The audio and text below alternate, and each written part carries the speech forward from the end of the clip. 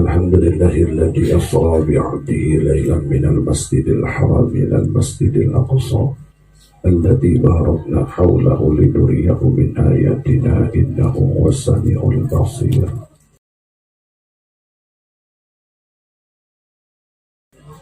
Asyhadu an la ilaha illallah wahdahu la syarika lah. Lahul mulku wa lahul hamdu yuhyi wa yumiitu wa ala kulli syai'in qadir.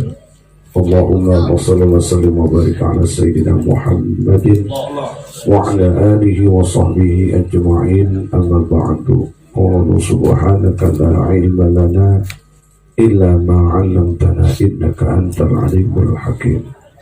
Qala rabbi shrah sadri wa yassir li amri wahlul 'uqdatam min lisani yafqahu qawli. Yaqulu Allah Ta'ala fi kitabihil karim wa huwa asdaqul qailin. A'udzu billahi minasyaitonir rajim. Bismillahirrahmanirrahim. Ya ayyuhan nasu ubudu rabbakum alladzi khalaqakum wal ladzina min qablikum la'allakum tattaqun. Wa qala aydan hafizu 'alas salawati was salatil wusta wa qumu lillahi qanitin. Wa qala Nabi sallallahu alaihi wasallam ya Muhammad tarikus salati ma lahu nasibun fi hujujika fi syafa'atika wala huwa min ummatika. Sadaqallahul azim.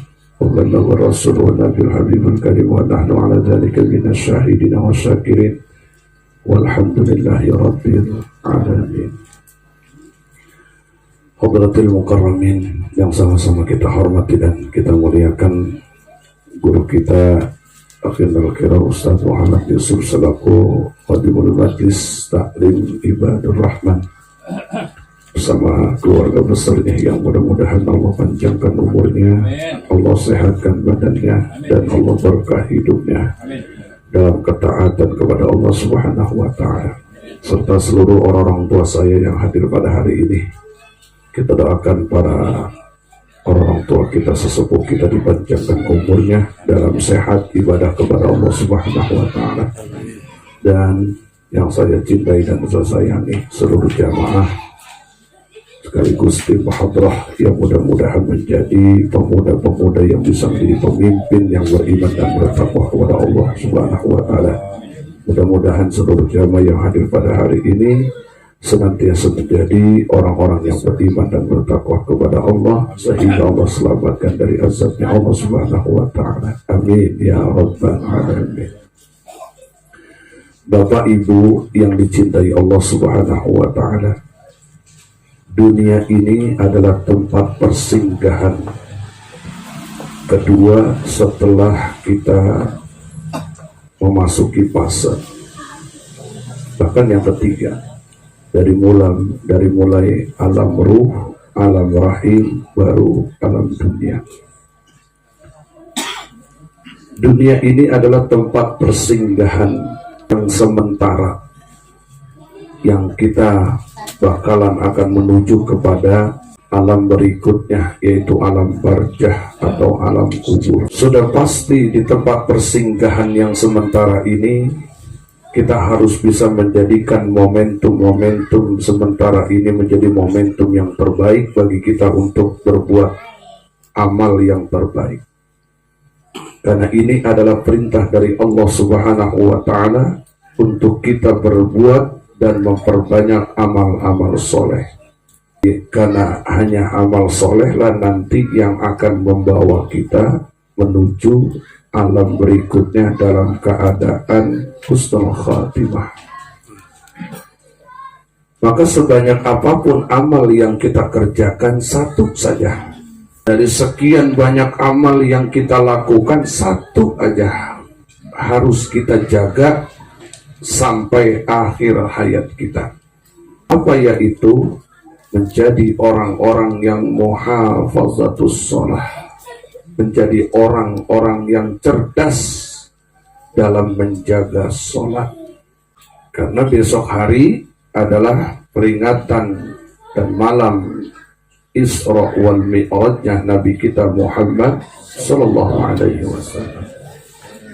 Isra Mi'raj itu adalah perjalanan yang suci, yang disucikan oleh Allah, disutradarai oleh Sang Maha Suci, dipilih Nabi yang suci, pendamping yang suci, hewan yang suci, berangkat menuju tempat yang suci, pulangnya membawa oleh-oleh yang suci. Maka dari kesucian inilah patut kita jaga, karena diri kita akan suci dan disucikan oleh Allah apabila kita menjaga sholat. Karena orang yang sholat haruslah bersuci. Gak bisa sholat kita diterima kalau kita tidak wudhu. Tidak sah sholatnya seseorang apabila dia tidak berwudhu. Maka ilmu-ilmu fikih ini harus kita pelajari, karena ilmu fikih adalah ilmu kehidupan kita sehari-hari. Maka kita harus menjaga sholat. Jangan sampai kita menjadi orang-orang yang lalai dalam menjaga sholat. Allah Subhanahu wa ta'ala berfirman, kata Allah, hafizu ala sholawati, jagalah olehmu sholat-sholatmu. Ketika Allah menyatakan jagalah sholatmu, maka jangan bermain-main kita di dalam urusan sholat. Jangan bermain-main, kita kudu jaga benar waktu sholat. Karena sholat kita adalah satu perjumpaan diri kita kepada Allah Subhanahu wa ta'ala. Di saat Rasulullah menerima amanah ini, Rasulullah langsung ke Sidratul Muntaha al-Mustawa, bertemu dengan Allah. Maka bagaimana caranya seorang hamba agar berjumpa dan bertemu dengan Allah? Maka jalannya cuma satu, dengan jalan sholat. Karena orang yang sholat itu adalah orang-orang yang ihsan, yang ketika dia beribadah seakan-akan berjumpa dan bertemu Allah. Andai kata dia tidak berjumpa dan bertemu Allah, seakan-akan dia melihat Allah. Andai kata dia tidak melihat Allah, yakinlah bahwa Allah melihat dan memperhatikan kita. Makanya Allah bilang, khabirum bimata, aku mengetahui kok apa yang kalian kerjakan. Jadi tidak akan ada kesia-siaan bagi orang yang berbuat amal soleh. Tapi justru sebaliknya akan ada kerugian bagi orang-orang yang berbuat kemaksiatan. Makanya kata Allah, jagalah olehmu sholat-sholatmu. Mulai dari apa nih? Subuh, terus zuhur, terus asar, maghrib, isya. Ini kudu dijaga. Karena begitu dahsyat dosanya bagi orang yang meninggalkan ibadah sholat 5 waktu. Apa balasan bagi orang yang meninggalkan sholat 5 waktu?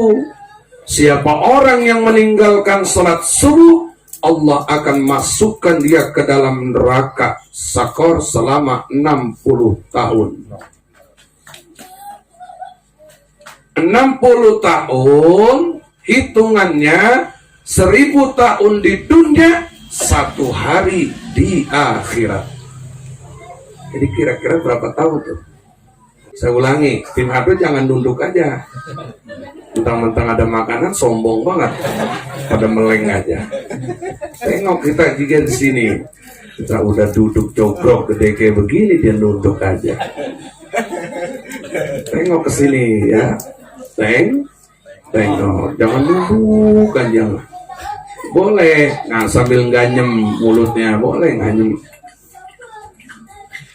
Boleh. Tapi pasang mata, pasang telinga. Kenapa dikasih makanan? Tujuannya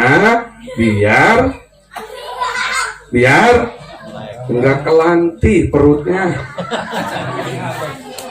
Lo ngaji perut kerucuk mulu kan gak nyambung jadinya. Lapar banget nih, makanan yang lama banget, suek ini makanan. Dikeluarin tuh makanan biar perutnya enggak kelanti. Kalau perutnya tenang, hatinya tenang. Jangan begitu dikeluarin makanan mentang-mentang tenang, saking tenangnya nunduk aja, dengar-dengar juga guys, ya, dengar-dengar juga. Jadi hitungannya begini nih, perhitungannya kurang lebih kalau 1000 tahun di dunia, 1 hari di akhirat kali 60 totalnya 60.000 tahun kamu berada di dalam neraka sakor. Kan 60 tahun, 1000 tahun di dunia, 1 hari di akhirat, berarti berapa? 60.000 tahun. Apa kata Allah? Kullu nafsin bima kasabat rahinah illa ashabil yamin fi jannati yatasa'alun anil mujrimin ma salakakum bisaqar qalu malam nakum minal musallin. Tiap-tiap manusia nanti akan dimintai pertanggungjawaban atas perbuatan-perbuatan yang mereka lakukan, illa ashabil yamin, kecuali kelompok golongan dari sebelah kanan. Kelompok sebelah, mereka fi jannati, mereka berada di dalam surga. Yatasa'alun, yang mereka bertanya-tanya anil mujrimin, terhadap kelompok yang sebelah kiri.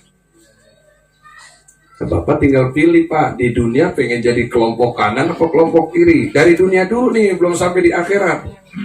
Mana kelompok yang kanan? 1, mereka orang yang rajin ngaji, hasil ngajinya dia amalkan untuk menjaga sholatnya. Karena tidak sempurna sholat seseorang apabila dia tidak punya ilmunya. Maka saya tanya, ya, ngaji dulu apa sholat dulu? Mana yang lebih wajib? Saya tanya ibu-ibu dulu nih. Ibu-ibu sini kan cerdas. Bu, lebih wajib ngaji apa sholat? Ngaji.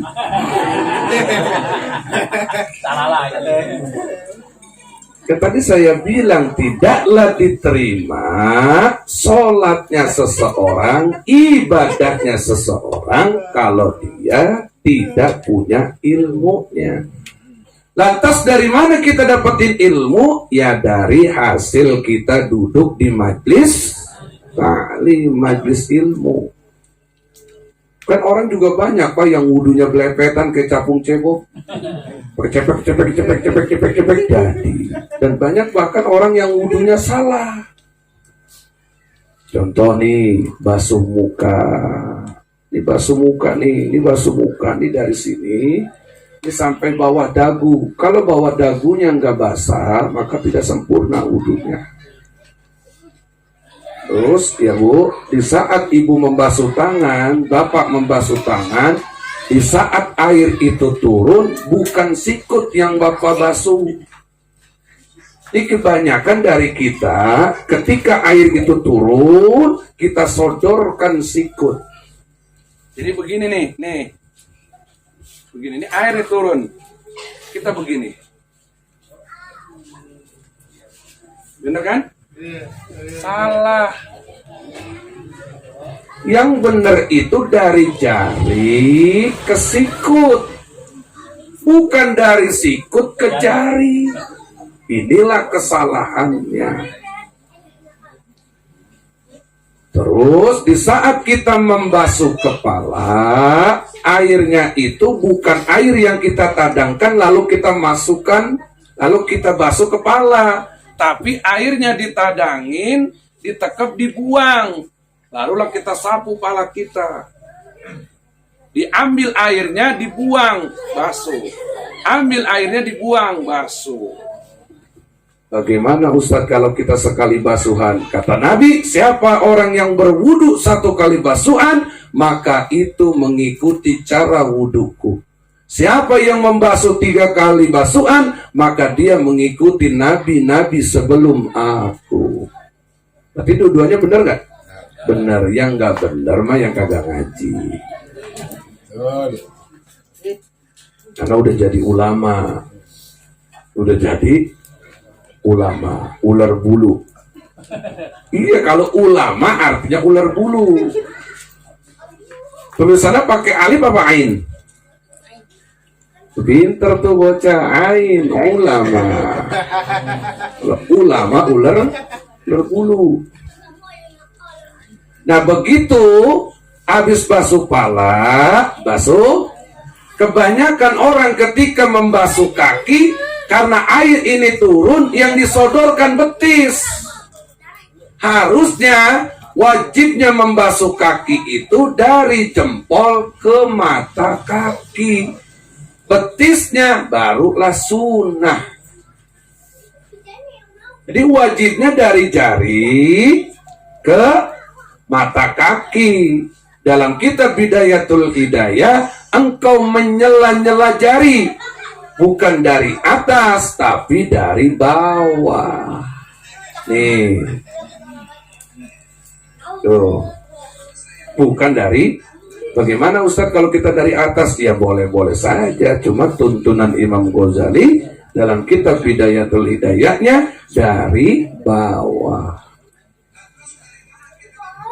Kaki kanannya dari kelingking, kaki kirinya dari jempol, habisnya nanti di kelingking.